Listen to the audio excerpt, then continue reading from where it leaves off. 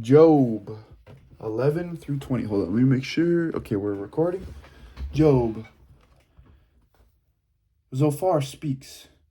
Job's guilt deserves punishment. Chapter 11. Then Zophar the Naamathite answered, should a multitude of words go unanswered, and should one full of talk be vindicated? Should your babble put others to silence, and when you mock, shall no one shame you? For you say, my conduct is pure, and I am clean in God's sight. But oh, that God would speak and open his lips to you, and that he would tell you the secrets of wisdom. For wisdom is many-sided. Know then that God exacts of you less than your guilt deserves. Can you find out the deep things of God? Can you find out the limit of the Almighty? It is higher than heaven. What can you do? Deeper than Sheol, what can you know? Its measure is longer than the earth and broader than the sea. If he passes through and imprisons and assembles for judgment, who can hinder him? For he knows those who are worthless.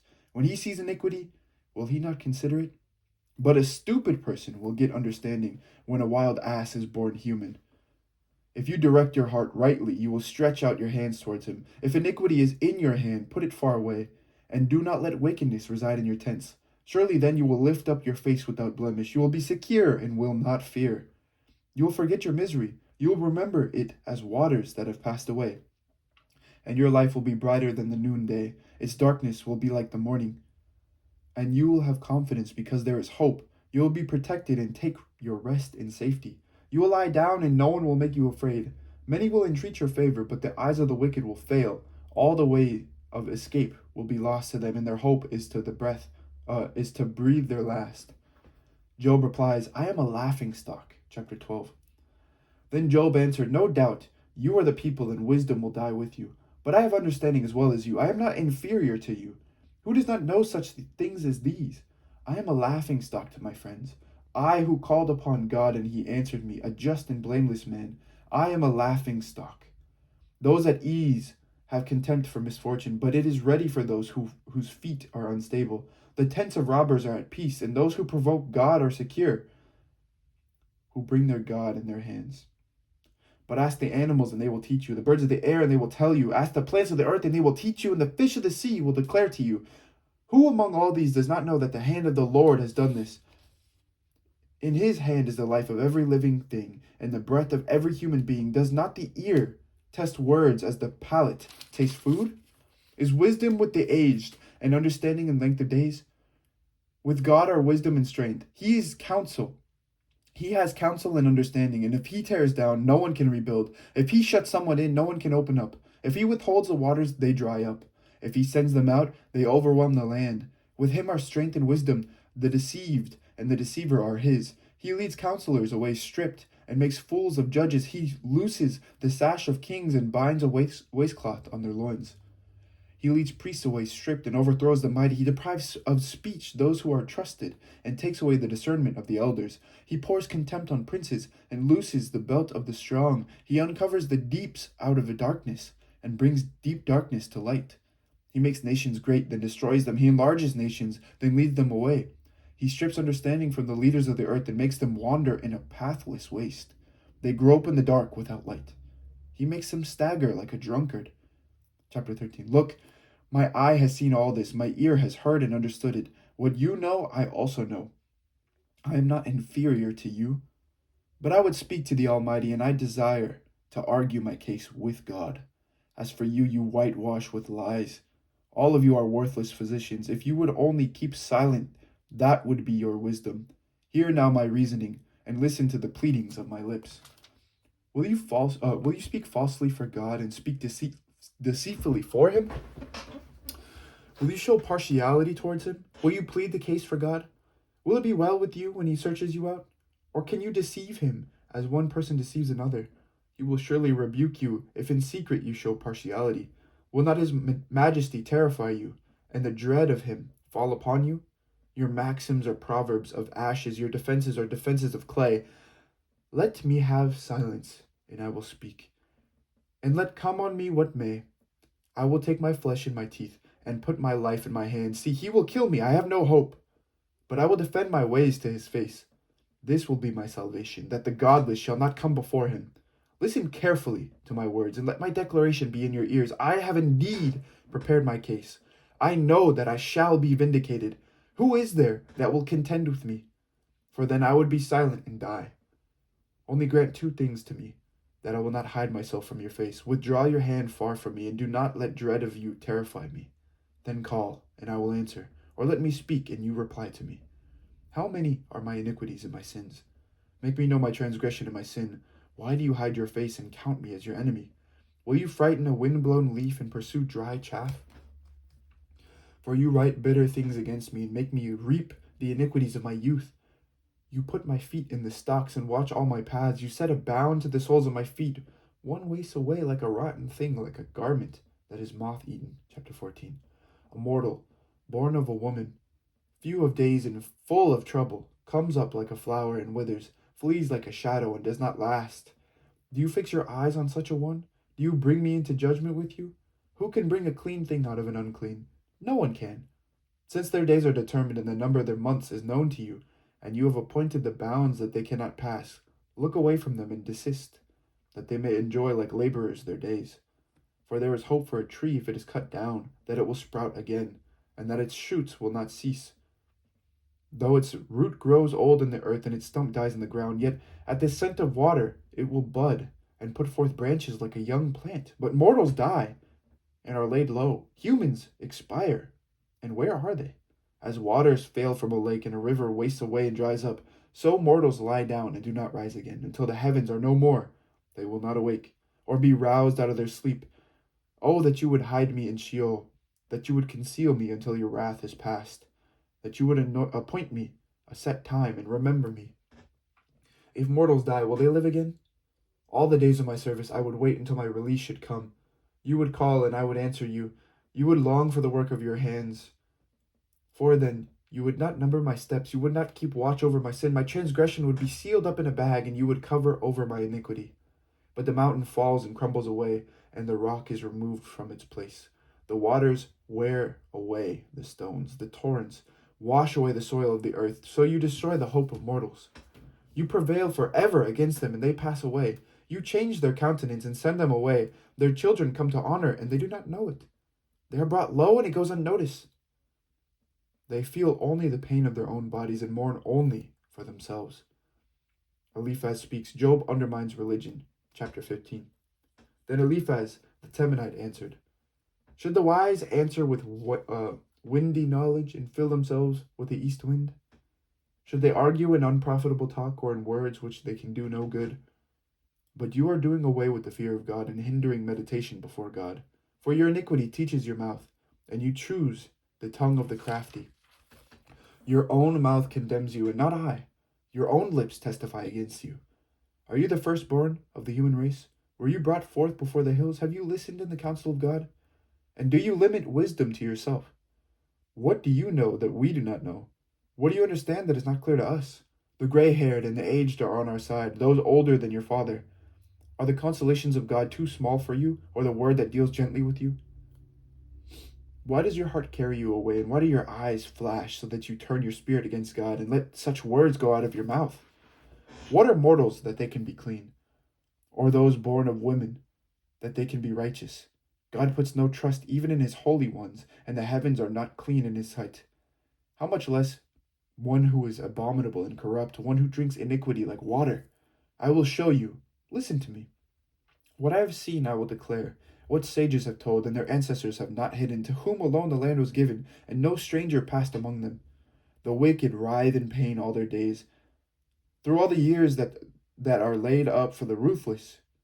Terrifying sounds are in their ears. In prosperity the destroyer will come upon them. They despair of returning from darkness, and they are destined for the sword. They wander abroad for bread, saying, Where is it? They know that a day of darkness is ready at hand. Distress and anguish terrify them. They prevail against them, like a king prepared for battle.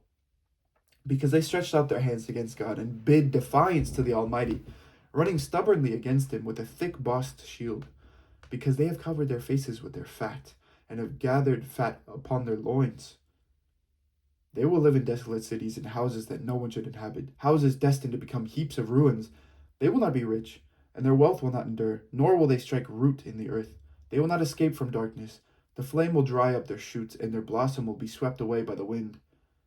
Let them not trust in emptiness, deceiving themselves, for emptiness will be their recompense. It will be paid in full before their time, and their branch will not be green.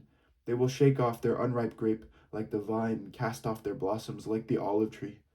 For the company of the godless is barren, and fire consumes the tents of bribery. They conceive mischief, and bring forth evil, and their heart prepares deceit. Job reaffirms his innocence. Chapter 16. Then Job answered, I have heard many such things. Miserable comforters are you all. Have windy words no limit? Or what provokes you that you keep on talking?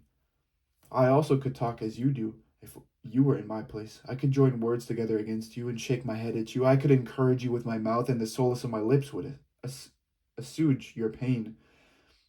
If I speak, my pain is not assuaged. And if I forbear, how much of it leaves me? Surely now, God has worn me out. He has made me desolate. He has made desolate all my company. And he has shriveled me up, which is a witness against me. My leanness has risen up against me, and it testifies to my face. He has torn me in his wrath and hated me. He has gnashed his teeth at me, and my adversary sharpens his eyes against me.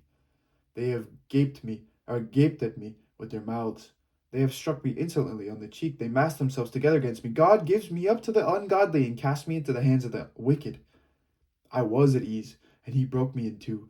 He seized me by the neck and dashed me to pieces. He set me up as his target. His archers surrounded me. He slashes open my kidneys and shows no mercy. He pours out my gall on the ground. He bursts upon me again and again. He rushes at me like a warrior. I have sewed sackcloth on my skin and have laid my strength in the dust. My face is red with weeping, and deep darkness is on my eyelids. Though there is no violence in my hands, and my prayer is pure. O earth, do not cover my blood. Let my outcry find no resting place. Even now, in fact, my witness is in heaven, and he that vouches for me is on high. My friends scorn me. My eye pours out tears to God that he would maintain the right of a mortal with God, as one does for a neighbor.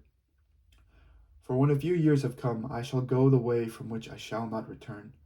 Job prays for relief. Chapter 17. My spirit is broken. My days are extinct. The grave is ready for me. Surely there are mockers around me, and my eye dwells on all their provocation. Lie down a pledge for me with yourself. Who is there that will give surety for me? Since you have closed their minds to understanding, therefore you will not let them triumph. Those who denounced friends for reward, the eyes of their children will fail. He has made me a byword of the peoples, and I am one before whom people spit. My eye has grown dim from grief, and all my members are like a shadow. The upright are appalled at this, and the innocent stir themselves up against the godless. Yet the righteous hold to their way, and they that have clean hands grow stronger and stronger. But you, come back now, all of you, and I shall not find a sensible person among you. My days are past. My plans are broken off, the desires of my heart. They make night into day. The light, they say, is near to the darkness. If I look for Sheol as my house, if I spread my couch in darkness, if I say to the pit, you are my father, and to the worm, my mother or my sister, where then is my hope? Who will see my hope?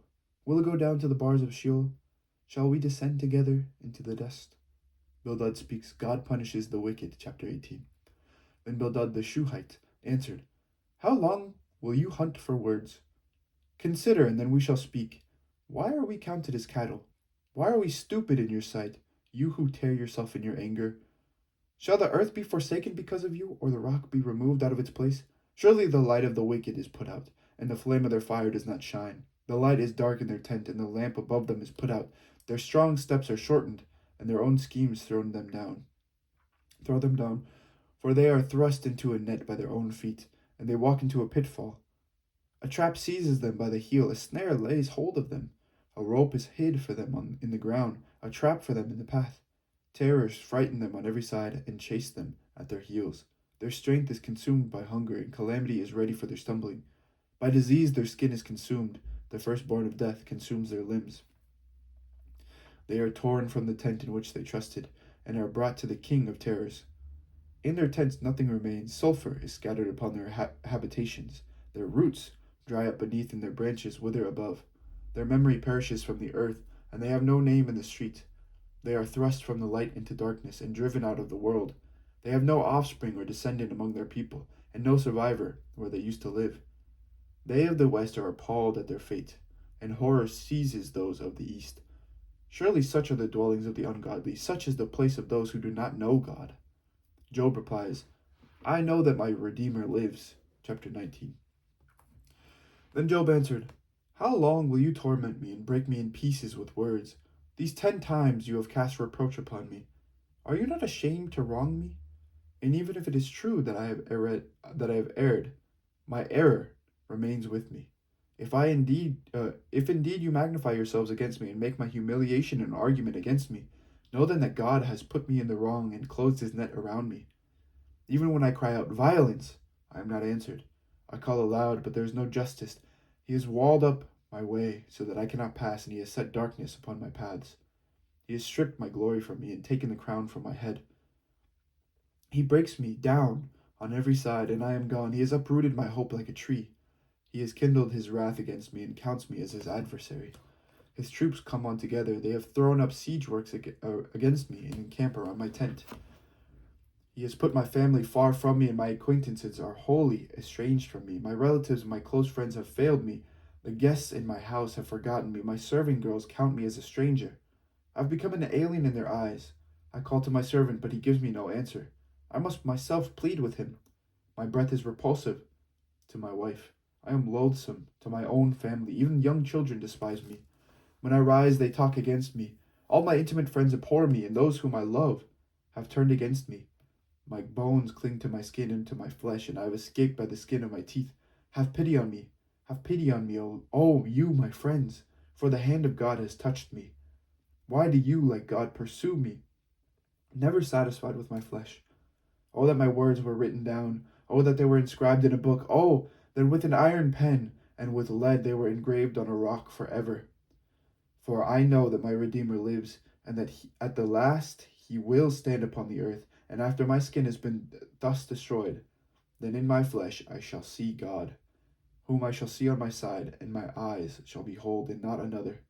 My heart faints within me.